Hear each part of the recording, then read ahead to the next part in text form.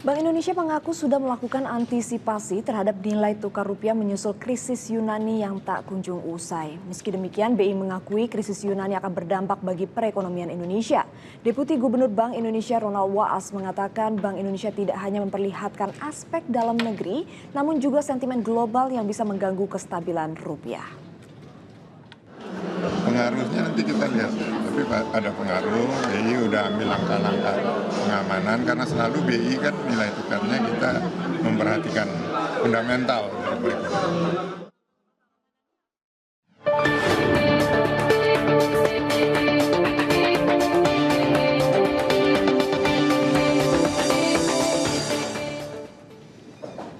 Dan pemirsa, Bank Indonesia akan menerapkan transaksi dengan menggunakan rupiah pada operasional harian perusahaan di tanah air per 1 Juli 2015. Seperti apa proses penerapannya? Langsung saja telah hadir bersama kami Direktur Eksekutif Departemen Komunikasi Bank Indonesia, Bapak Tirta Segara. Selamat pagi Pak Tirta. Selamat pagi. Pak Tirta, kita sering dengar bahwa perusahaan nantinya akan diminta menggunakan nilai tukar rupiah untuk melakukan transaksi harian. Nah, sejauh ini penerapannya dan juga prosesnya seperti apa sih Pak?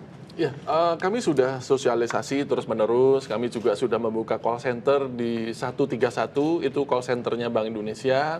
Kami juga menyediakan klinik setiap hari Selasa, Kamis itu untuk klinik yang umum.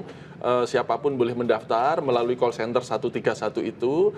Kemudian juga ada beberapa kalau kelompok usaha yang sejenis bisa dilayani secara khusus. Misalnya kelompok usaha dari Jepang, kemudian dari Amerika itu secara khusus karena dia mirip-mirip usahanya. Jadi sosialisasi terus-menerus dan klinik kita buka terus. Oke, ini harus diterapkan di hari esok. Kira-kira apakah ada sejauh ini perusahaan yang sudah menyatakan keberatan dengan adanya penerapan hal tersebut? Ya, keberatan sih ada sejak dari awal ya, tapi ini kan masalah kedaulatan ya. Jadi kita usahakan supaya rupiah ini menjadi tuan rumah di negeri kita sendiri.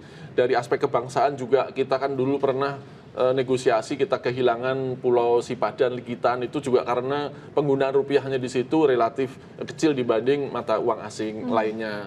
Jadi keberatan itu memang di PBI yang kita keluarkan, memang kita sudah mengantisipasi ada usaha dengan karakteristik tertentu yang dikecualikan.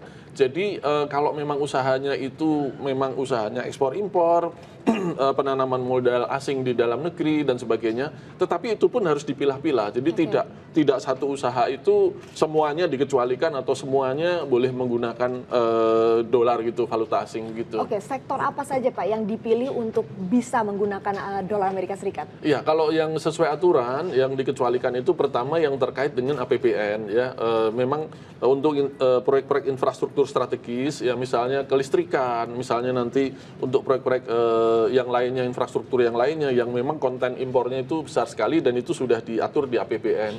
Kemudian untuk transaksi perdagangan internasional, kalau memang itu ekspor impor ya menggunakannya falas. Kemudian untuk pembiayaan internasional. Kemudian simpanan falas di bank, itu kan simpanan bukan transaksi. Jadi masyarakat nggak usah khawatir, masih bisa menyimpan falas. Tapi untuk transaksi pembayaran-pembayaran barulah itu menggunakan rupiah. Satu lagi untuk hibah luar negeri ataupun kita menerima hibah. Jadi ada 5 itu pengecualian. Oh, jadi tidak semua diberlakukan untuk menggunakan rupiah sebagai transaksi ya, tapi dipilah-pilah juga. Iya, betul. Pak, kita pengen tahu juga untuk transaksi harian penggunaan dolar Amerika Serikat sejauh ini sebelum penerapan ini dilakukan, berapa sih transaksi hariannya? Transaksi yang mestinya tidak perlu menggunakan US dollar ya, yang bisa menggunakan rupiah, jadi ada unnecessarily demand. Itu menurut penilaian kami sekitar 7,2 miliar dolar satu bulan. Jadi kira-kira seharinya itu bisa sekitar 250 juta dolar itu yang tidak perlu sebetulnya yang bisa menggunakan rupiah karena transaksinya di dalam negeri. Oke, nah dengan adanya penerapan ini bisa diredam sampai berapa? Apakah bisa sampai dengan di bawah 6 seperti itu? 6 Ya, miliar dolar Amerika Serikat? harapannya sih sekecil mungkin ya.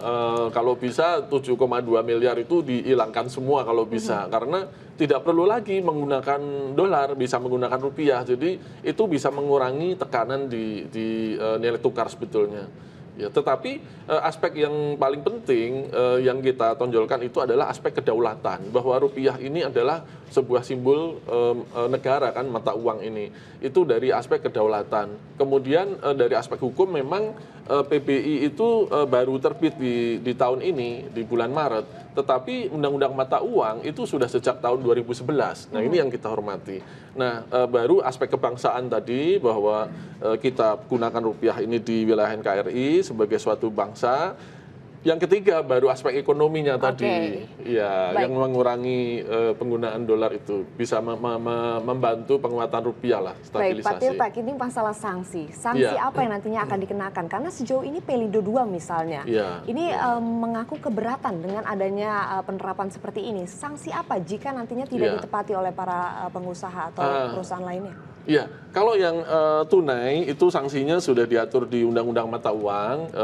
Tunai yang menolak penggunaan rupiah sudah jelas. Kalau yang non tunai itu diatur di dalam PBI, dan sanksinya adalah bisa dikenakan denda dari teguran dulu, teguran, kemudian bisa dikenakan denda 1% dari nilai transaksi, dan maksimalnya sebesar 1 miliar gitu kalau tidak mentaati itu. Itu yang non tunai memang baru diatur di dalam PBI itu atau di dalam SE. Nah, untuk sanksinya disesuaikan dengan nilai kapitalisasi yang mereka miliki atau bagaimana, Pak? Nilai transaksinya Nilai yang transaksi. ditransaksikan, iya. Oke, kalau gitu, ini terkait rupiah juga. Untuk Iya. range level rupiah, sekarang Iya. kan masih berfluktuasi. Dan Iya. pagi ini menguat di kisaran 12.300-an, sekitar itu ya. Iya. Nah, kira-kira range-nya berapa sih, Pak, di semester kedua ini? Memang ini kita kalau memberikan range itu sebetulnya itu nilai rata-rata ya, di dalam nilai rata-rata di dalam 1 tahun atau 1 bulanan gitu. Jadi itu nilai rata-rata. Rupiah itu memang pergerakannya sangat dipengaruhi oleh faktor eksternal ya. Seperti ini faktor Yunani misalnya. Kalau Yunani ini gagal, lalu dia bisa melemah dan menguatkan US dollar. Kalau US dollarnya menguat, secara relatif kan rupiahnya bisa jadi melemah begitu. Jadi faktornya memang banyak. Tetapi kita akan jaga dari sisi competitiveness-nya sebetulnya. Kita akan lihat secara relatif dengan mata uang lainnya di wilayah Asia. Malaysian Ringgit, Thai Baht, Korean Won, Yen, dan sebagainya. Jadi supaya tetap kompetitif. Kalau memang itu kompetitif di level 12.500, kita akan jaga di situ. Jadi koridornya seperti itu. Oke, tadi ekonom Standard Charter dari Iya. Alex Sugani mengatakan rupiah bisa berpotensi ke 13.900. Make sense atau tidak, Pak, di kisaran itu?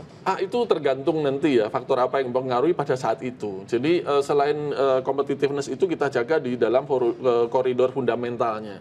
Maksudnya harus rupiah itu, kursnya itu harus bisa mencapai inflasi, karena kalau terlalu melemah itu target inflasi bisa tidak tercapai juga. Kemudian masih mengencourage capital inflow. Jadi kalau terlalu melemah juga investor khawatir nanti kalau keluar dia bagaimana. Kemudian juga target current account deficit. Kemudian juga untuk target juga risk adjusted return untuk para investor. Dia bisa mengira-ira itu dengan inflasi, dengan pelemahan nilai tukar, dia harus masih menarik gitu. Oke, Pak Tirta, rupiah Ya. ini berkaitan dengan beberapa faktor. Betul. Terkait inflasi juga sudah Ya. pasti mempengaruhi. Ya. BI rate juga. Ya. Kita pengen tahu kira-kira untuk inflasi dan juga BI rate dari Bank Indonesia melihatnya akan seperti apa pengaruhnya dari nilai tukar rupiah? Ya, inflasi itu sangat penting ya. Kita kelola inflasi itu harus rendah dan stabil, karena investor kalau invest dia percuma nanti mendapatkan gain 10%, kalau inflasinya juga 10 dia akan kemakan. Kalau dia dapat gain 8% tapi inflasinya 10 malah dia minus. Sehingga inflasi ini harus tetap rendah dan stabil, sehingga kalau dia mendapatkan gain, karena kalau di wilayah Asia itu inflasinya sekitar hanya 2%, bahkan kurang dari 2, sehingga kalau dia investor invest di situ mendapatkan gain 4% saja sudah untung dari inflasi.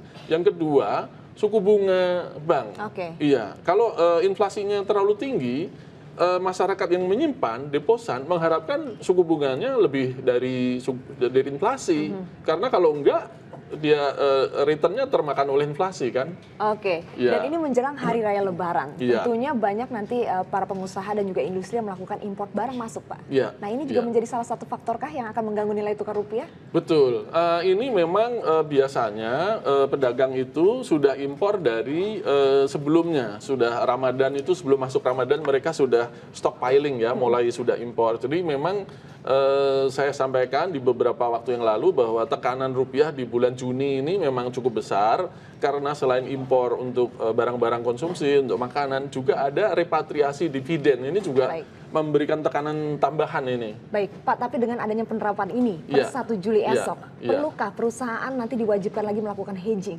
Di mana perusahaan banyak yang susah sekali melakukan hedging seperti itu kan? Kalau hedging ini sebetulnya tidak terkait dengan penerapan ini pun harusnya sudah hedging. Oke. Setiap perusahaan yang memiliki exposure utang luar negeri, dia harus hedge.